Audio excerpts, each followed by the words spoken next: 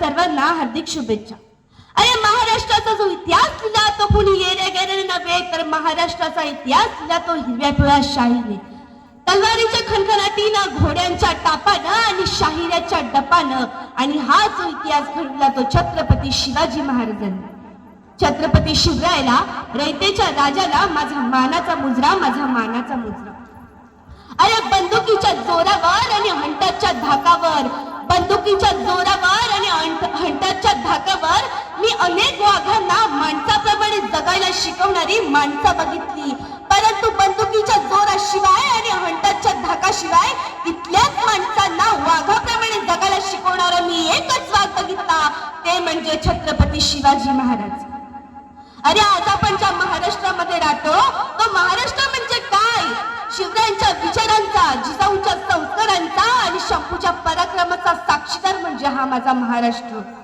कष्टकरी शेतकऱ्यांच्या, दीनदलितांच्या आणि 105 हुतात्म्यांच्या बलिदानाचा आणि दिल्लीच्या तख्तालाही घाम फोडणारा असा जिगरबाज माझ्या मध्यम मावळ्यांचा या महाराष्ट्र.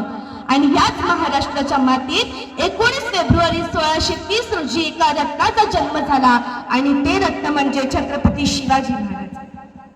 छत्रपती शिवाजी महाराजांनी त्यांच्या आयुष्यामध्ये वस्तू वापरल्या व माणसं जपली, परंतु आपण मात्र माणसं वापरतो व वस्तू जपतो. त्यांनी त्यांच्या दृढ दृष्टिकोनातून भारताच्या इतिहासावर सुवर्ण अक्षरांनी इतिहास लिहिला. त्यांच्यावर ऐकलेली प्रत्येक गोष्ट आज आपल्या मनामध्ये ठासून धरली आहे. असाच एक प्रसंग मला तुम्हाला सांगावा असं वाटतं. एकदा छत्रपती शिवाजी महाराज कर्नाटकाच्या मोहिमेवरून महाराष्ट्रात परत येत होते. तेव्हा तेथे एक बेलवाडी नावाचं गाव होतं. तेथे एक किल्ला होता. त्या किल्ल्यामध्ये मल्लमा नावाची एक धाणेदारी राहत होती. दादाजींना वाटले जाता जाता हा गड पण घेऊन जावा, म्हणून दादाजींनी थोडे थोडके सैन्य गोळा केले व त्या मल्लमावर चाल करून गेले. परंतु मल्लमा ही जिद्दीची व चिकाटीची. तिने त्यांच्यावर प्रहार केला व तिथे मावळ्यांचा पराभव झाला. दादाजींना वाटले एका बाईच्या हातून मावळ्यांचा पराभव होणे शक्य नाही, म्हणून दादाजींनी अजून थोडे सैन्य गोळा केले व ते पुन्हा मल्लमावर तुटून पडले. मात्र यावेळी मल्लमाचा पराभव झाला. दादाजींनी ठरवलं की आपण मल्लमाला कैद करायचं आणि छत्रपती शिवाजी महाराजांपुढे उभे करायचे. तेव्हा ती मल्लमा आत गेली व तिच्या तान्ह्या बाळाला घेऊन बाहेर आली. जेव्हा मल्लमाला छत्रपती शिवाजी महाराजांपुढे दरबारात उभे करण्यात आले तेव्हा तिला वाटले की आता जसा प्रत्येक राजा आपल्या गुन्हेगाराला शिक्षा देतो तसा हाही राजा मला शिक्षा देणार, मला आणि माझ्या बाळाला मारून टाकणार. तेव्हा ती महाराजांपुढे गेली व नतमस्तक झाली आणि म्हणाली, राजा मी तुमची गुन्हेगार आहे. राजा जी काही शिक्षा द्यायची असेल ती मला द्या, परंतु यामध्ये माझ्या छोट्या बाळाला काहीही दोष नाही. महाराजांनी स्मित हास्य केले. महाराजांनी चिटणीसाला इशारा केला. चिटणीस आत गेला व दुधाची वाटी घेऊन बाहेर आला. महाराजांनी त्या मल्लमा देसाईच्या मुलाला उचलले व मांडीवर ठेवले आणि त्या वाटीतून त्याला चमच्याने दूध पाजले आणि म्हणाले, हा जो आमच्या मांडीवर बसला आहे ना तो आमचा भाचा आहे. अहो म्हणजे तुम्ही आमच्या भगिनी झालात आणि कोणता भाऊ आपल्या बहिणीचं राज्य बळकावून घेतो? अहो दादाजी, बहिणीचं राज्य घ्यायचं नसतं तर बहिणीला राज्य द्यायचं असतं. आणि या सत्या काळातही माझ्या शिवरायानं त्या मल्लमा देसाईला तिचं राज्य तर परत केलंच, पण त्याहूनही तिला बांगडी चोळी देऊन तिला तिच्या घरी सुखरूप पोचवलं.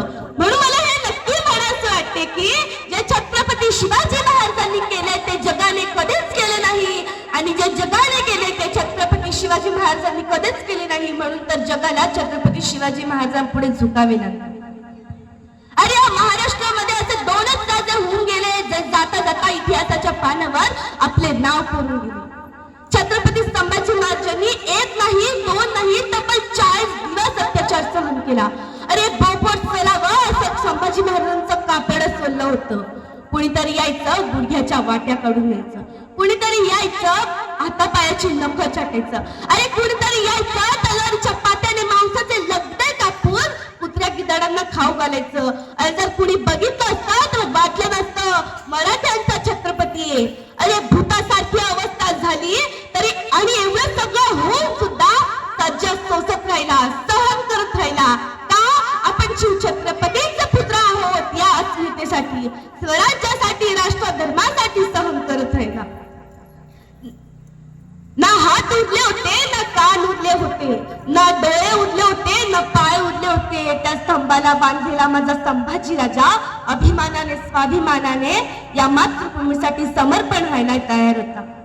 हापशीन जवळ आली, संभाजी महाराजांच्या जवळ आली, हापशीने तलवार बाहेर काढली, सप्पा करण्यात तलवार चालवली. संभाजी महाराजांची गर्दन खाली मातीमध्ये पडली. संभाजी नावाचा हा धडा आता वेगळा करण्यात आला. संभाजी महाराजांच्या तोंडून एक वाफ बाहेर निघाली आणि त्या वाफेबरोबर माती आकाशात उंच उडाली आणि त्या उडणाऱ्या मातीला माझा संभाजी राजा सांगू लागला, जा सांगा आबासाहेबांना, सांगा आबासाहेबांना त्यांचा छावा मातीत नाही मेला तर त्यांचा छावा मातीत साठी मेला. कारण मातीत मरणारे काही नसतात आणि मातीत साठी मरणारे संभाजी राजे असतात हे सांगा त्यांना. अरे शत्रूशी लढला होता, प्रतापगडच्या पायथ्याशी अफजल खानाला पाडला होता, पुढे शाहिस्तेखानाला पुरता कोंडला होता, पुरंदरच्या पायथ्याशी मिर्झाशी चातुर्याने लढला होता, आग्र्याला जाऊन थेट औरंगजेबाला भिडला होता. या महाराष्ट्राच्या मातीत युगपुरुष राजे शिवबा घडला होता, युगपुरुष राजे शिवबा घडला होता. जाता जाता एवढंच म्हणेन की ज्याला बाईतली ताई कळाली तो मुक्ताईचा ज्ञाना झाला, ज्याला बाईतली मैत्रीण कळाली तो राधेचा कृष्ण झाला, ज्याला बाईतली पत्नी कळाली तो सीतेचा राम झाला आणि ज्याला बाईतली आई कळाली तो खरा जिजाऊचा शिवबा झाला, तो खरा जिजाऊचा शिवबा झाला.